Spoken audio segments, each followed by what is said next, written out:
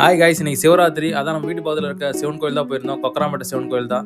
போனோன்னே பார்த்தீங்கன்னா உள்ள ஒரே சவுண்டாக இருந்தது. என்னடான்னு போய் பார்த்தா அங்கே பார்த்தீங்கன்னா பரதநாட்டிய டான்ஸ் ஆடிட்டு இருந்தாங்க. அதை கொஞ்ச நேரம் பார்த்துட்டு இருந்தோம்.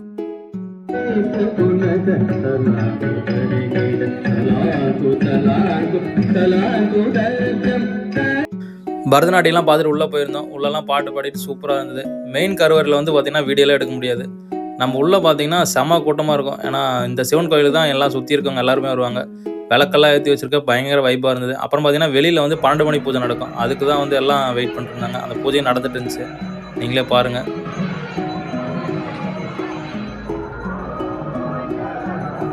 பூஜையெல்லாம் முடிச்சதுக்கடுத்து பார்த்தீங்கன்னா சாமிக்கு அலங்காரம் பண்ண ஆரம்பிச்சிட்டாங்க. சாமிக்கு அலங்காரம் பண்ணோன்னே பார்த்தீங்கன்னா மொத்த க்ரௌடும் முன்னால் போய் தரிசனம் பண்ணுறதுக்கு ஃபுல்லாக க்ரௌட் ஆயிடுச்சு. பார்த்தீங்கன்னா உங்களுக்கே தெரியும் எவ்வளோ கூட்டம்னு.